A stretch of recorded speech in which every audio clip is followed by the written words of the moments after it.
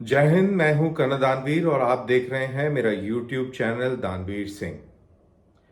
Israel और Hamas की जंग अभी 48 घंटे तक थमी हुई है और कारण है जो बाइडेन का इजरायली दौरा। दरअसल वो इजराइल आ रहे हैं। एंथनी ब्लिंकन के जाने के बाद ये निर्णय हुआ कि जो बाइडेन अब इजराइल जाएंगे और नेतन्याहू से वन ऑन वन मीटिंग करेंगे। वो जूम या स्काइप पर मीटिंग नहीं करना चाहते थे। उनका ये मानना था कि पर्सनली जब वो जाके मिलेंगे तो बहुत सारी क्लैरिटी उनको आएगी। अब ये चीज इतनी सिंपल नहीं है कि क्या वो सिर्फ उनके वॉर प्लान सुनने जा रहे हैं। ऐसा नहीं है कि वो सिर्फ वॉर प्लान सुनने जा रहे हैं। दरअसल इसके पीछे जियोपॉलिटिक्स है और जियोपॉलिटिकल मजबूरी अगर मैं कहूं तो वो ज्यादा सही रहेगा। तो क्या है वो जियोपॉलिटिकल मजबूरी?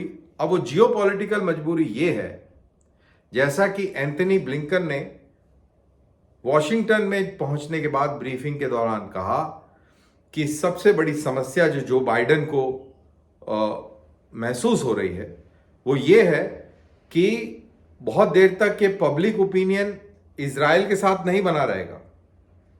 जैसे ही सिविलियन कैजुअलिटीज होगी गाजा में, इनोसेंट बच्चे, लेडीज, महिलाएं मारी जाएंगी, पब्लिक ओपिनियन एकदम से स्विंग हो जाएगा।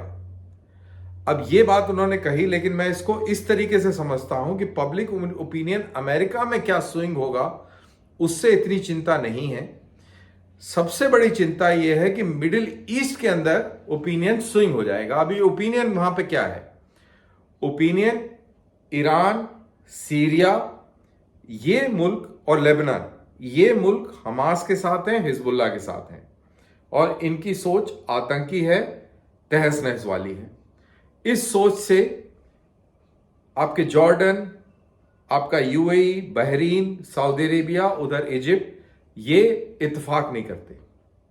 दरअसल हमास जो है वो इस्लामिक ब्रदरहुड की आइडियोलॉजी पर चलता है और इस्लामिक ब्रदरहुड की आइडियोलॉजी बादशाहों को नहीं मान्यता देती, नहीं मानती, और इसलिए जॉर्डन हो गया आपका, सऊदी अरेबिया हो गया, ये उसको बिल्कुल बर्दाश्त नहीं करते।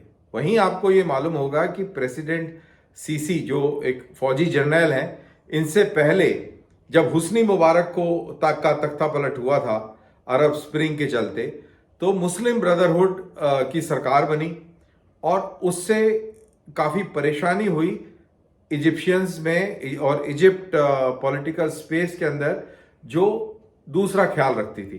तो इसलिए मिलिट्री कू हुआ और अब प्रेसिडेंट सीसी वहां पर काबिज हैं। तो वो भी नहीं चाहते कि इस्लामिक ब्रदरहुड या उसके प्रॉक्सीज दैट इज हमास इतने मजबूत हो जाए, इतने स्ट्रांग हो जाए कि उनकी रजीम को, उनके ऑर्डर को तकलीफ हो। तो ये तो रही बात इन लोगों के स्टांस की, लेकिन ये स्टांस हमेशा ऐसे ही नहीं बना रहेगा। अगर जैसा एंथनी ब्लिंकन ने कहा कि अगर पब्लिक ओपिनियन स्विंग हो गया, तो अमेरिका के अंदर पब्लिक ओपिनियन इतनी आसानी से स्विंग नहीं होगा, ये मैं आपको बता रहा हूं। उसके पीछे कारण रिलीजियस है, लेकिन मिडिल ईस्ट में ये जरूर स्विंग हो जाएगा। कारण यहां भी रिलीजियस है, लेकिन यहां पे एंगल अलग है और हमास के साथ में हमदर्दी पैदा हो जाएगी फिलिस्तीनियों की सिचुएशन को लेकर। तो अब ये सारे के सारे एलाइज हैं अमेरिका के, और जो बाइडेन और बेसिकली अमेरिका ये नहीं चाहता कि इस तरीके की स्थिति बने। अगर इस तरीके की स्थिति बनती है तो अमेरिका के लिए बहुत भारी मुश्किल हो जाएगी, और अमेरिका के लिए ही नहीं, इजराइल के लिए भी बहुत भारी मुश्किल हो जाएगी। और इस फटे में चाइना और रशिया हाथ डालने के लिए बहुत उत्सुक हैं। तो पूरा गेम पलट जाएगा। जो फोकस यूक्रेन की तरफ था वो तो वैसे ही कम हो गया है और इजराइल और मिडिल ईस्ट की तरफ आ गया है। वहीं इंडो पैसिफिक के अंदर जो इतनी फौजें वहां पे घूम रही हैं, वहां पे भी दबाव चाइना के ऊपर जो बना हुआ है वो कम होगा। उधर नॉर्थ कोरिया भी साउथ कोरिया को धमका रहा है, और आज साउथ कोरिया ने भी नॉर्थ कोरिया के ऊपर आरोप लगाया है कि हमास में हमला किए जाने वाले जो हथियार और एम्यूनिशन था वो नॉर्थ कोरिया से आया था। तो ये सिचुएशन बहुत ही कॉम्प्लेक्स हो जाएगी। अभी 2 यूएसएस कैरियर ग्रुप मेडिटेरेनियन में भेज दिए गए हैं। एक पहुंच गया है, यूएसएस फोर्ड वहां पे पहुंच गया है, यूएसएस आइजनहावर अभी रास्ते में है। अब सेंटकॉम जो सेंट्रल कमांड है यूनाइटेड स्टेट्स आर्मी की, उसके पास अब दुविधा एक नई और खड़ी हो गई है, and that is Iran. Iran ने यह आज धमकी दी है कि अगर इजराइल ने हमास के ऊपर हमले बंद नहीं करे तो ईरान एक तरफा कार्रवाई इजराइल के खिलाफ कर सकता है। अब ऐसी सिचुएशन में मामला बहुत गंभीर हो जाएगा, अस्थिरता आ जाएगी, और अब ऐसा लगता है कि अगर ऐसी सिचुएशन आने वाले समय में डेवलप होती है तो कहीं यूएस को एक कैरियर ग्रुप इधर ना मूव करना पड़े। और वो कैरियर ग्रुप कहां से आएगा? वो पैसिफिक से आएगा, और साउथ चाइना सी के अंदर एक नया चैलेंज खड़ा होगा, एंड वो भी एक बड़ी समस्या है। और इस पूरे खेल के अंदर इंडिया के अंदर एक अलग ही कहानी चल रही है। इंडिया के अंदर कहानी ये चल रही है कि हमास और इजराइल की लड़ाई में इंडिया के अंदर इलेक्शन से पहले पोलराइजेशन हो गया है। हमास को इस्लामिक फोर्सेस की तरीके से देखा जा रहा है, और राइट विंग जो ताकतें हैं हिंदुस्तान में उसको उजागर कर रही हैं और हाईलाइट कर रही हैं कि इस्लामिस्ट फोर्सेस कितनी घातक हो सकती हैं, और उससे पोलराइजेशन हो रहा है। जो लोग फेंस सिटर्स थे वो भी अब बीजेपी का रुख कर गए हैं, that is from the majority community, that is Hindu community. तो उसका फर्क शुरू हो चुका है। अब ये सारी चीज के बीच में हमको एक और चीज समझनी है जो बड़ी है, और वो चीज ये है कि अगर आप नेचुरल बैलेंस से छेड़छाड़ करते हैं, नेचुरल बैलेंस किसी भी चीज में हो, चाहे वो पॉलिटिक्स में हो, चाहे वो नेचर पर से में हो, या किसी भी स्फीयर फील्ड में हो, जो भी बैलेंस बरकरार है, अगर उसमें फेरबदल आता है तो उसका परिणाम दूरगामी होता है और दूसरी साइड भी होता है।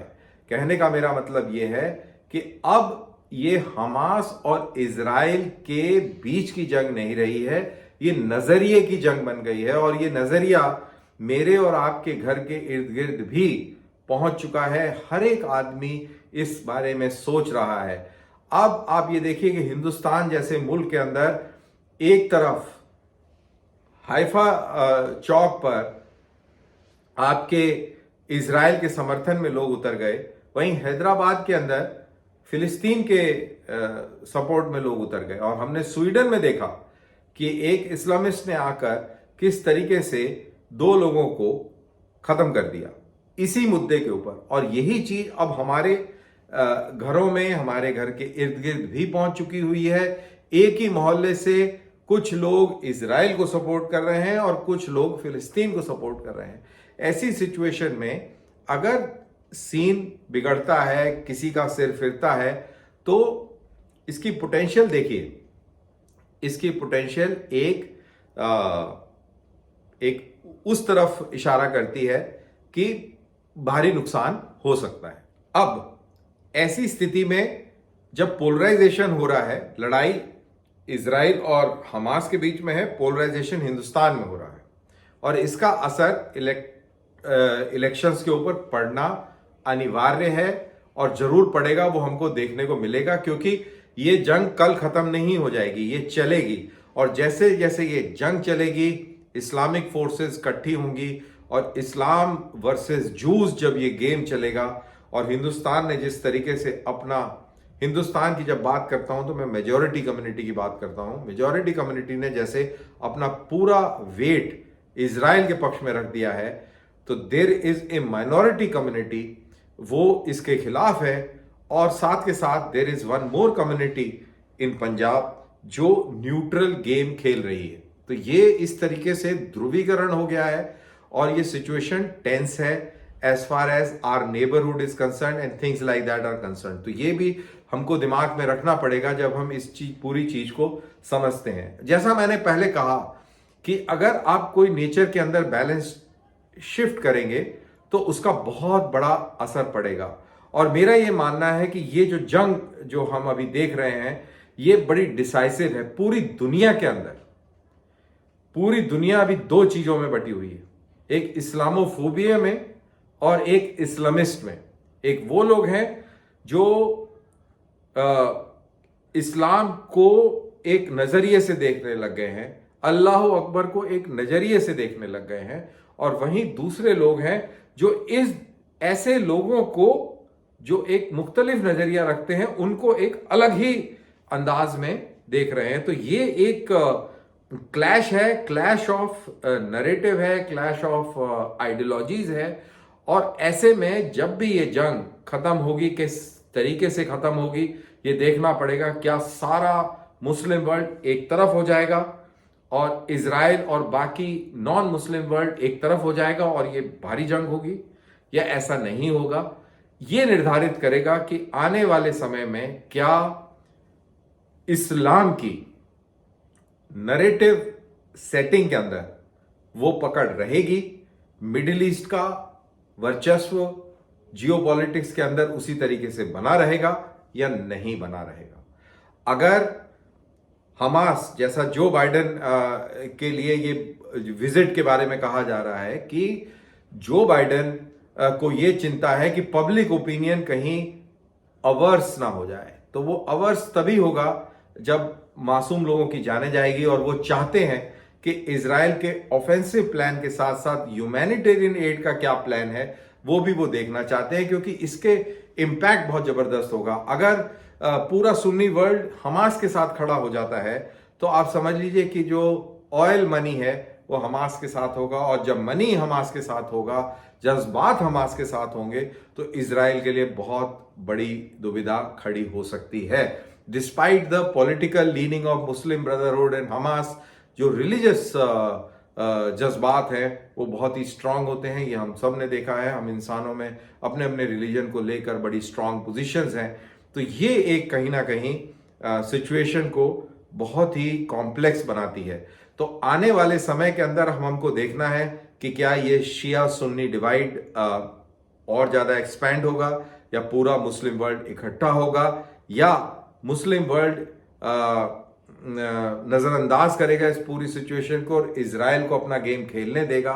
वहीं अमेरिका क्या अफोर्ड कर सकता है, क्या नहीं कर सकता है, क्योंकि याद रहे कि अमेरिका के अंदर भी इलेक्शंस हो रहे हैं, होने वाले हैं, और जो बाइडेन की वैसे ही रेटिंग बहुत कमजोर हुई हुई है, लिबरल डेमोक्रेट माने जाते हैं वो। और वहां पे ट्रंप साहब ने भी ट्वीट कर दिया है कि क्या मुस्लिम वर्ल्ड को फिलिस्तीनी रेफ्यूजीज नहीं लेने चाहिए, क्या इजिप्ट को और जॉर्डन को अपने दरवाजे बंद रखने चाहिए। इस करके एक पॉलिटिकली लोडेड उन्होंने सवाल डाल दिया है, जिसका जवाब ये भी लोगों ने कहा है कि अगर फिलिस्तीनी गाजा को छोड़ के जाते हैं तो वो अपने इलाके को परमानेंटली खो देंगे, तो वो नहीं जाएंगे, वो अपनी जानों की शहादत दे देंगे। तो एक ये भी सेंटिमेंट है। तो ये सारी चीजों को अगर जोड़ के देखा जाए, समझा जाए, तो सिचुएशन बहुत बहुत गंभीर है। और आने वाले समय के अंदर ना ही सिर्फ मिडिल ईस्ट के अंदर बल्कि इंडिया की पॉलिटिक्स, इंटरनल डायनेमिक्स को भी शेप करने वाला है। हमने देखा असदुद्दीन ओवैसी का एक स्टांस है, और वहीं जितनी भी हमारी INDA वाली जो पॉलिटिकल अलायंस है, इसके नेता फिलिस्तीनियों के एम्बेसडर को मिले और वहां पर उन्होंने अपनी यकजहती का इजहार किया, अपने सपोर्ट का इजहार किया। और इंडी अलायंस के अंदर ये बोला गया कि जो कार्रवाई इजराइल हमास के ऊपर, या इजराइल जो फिलिस्तीनियों के खिलाफ जो कार्रवाई कर रहा है, ये गांधी जी की सोच से बरक्स है, उनकी सोच से मैच नहीं खाती। तो वो गांधी जी को भी बीच में ले आए हैं और ये सारा ध्रुवीकरण चल रहा है। दरअसल ऑपोजिशन को भी कोई फिलिस्तीनियों से प्यार नहीं है, लेकिन उनका फोकस सिर्फ और सिर्फ मुस्लिम वोट की तरफ है। वो चाहते हैं कि पूरा मुस्लिम वोट उनके पास पड़े, स्पेशली द कांग्रेस, क्योंकि मणिशंकर अय्यर इस डेलीगेशन को लेकर फिलिस्तीनी एम्बेसडर के पास गए थे। तो ये पूरा एक कॉम्प्लेक्स सिचुएशन है, और इस सिचुएशन पे अब जैसे जैसे समय बीतता जा रहा है, हमारी सबकी दिलचस्पी और एंजाइटी बढ़ती जा रही है। वो बात जरूर है कि जो बाइडेन के आने से 48 घंटे का एक समय मिल गया है गाजा वासियों को गाजा छोड़कर और सुरक्षित स्थानों पर जाने के लिए। इसी उम्मीद के साथ कि मासूम जाने ना जाएं और हमास जैसे आतंकवादी संगठन का जल्द से जल्द खात्मा हो, इसी उम्मीद के साथ मैं अपना ये वीडियो यहाँ समाप्त करता हूँ। आपको मेरा एनालिसिस, मेरा पॉइंट ऑफ व्यू अगर पसंद आया हो तो प्लीज़ अपने दोस्तों के साथ जरूर शेयर कीजिएगा, उससे प्रोत्साहन मिलता है। और अपने कमेंट मेरे इस वीडियो के कमेंट बॉक्स में कमेंट जरूर डालीजिएगा।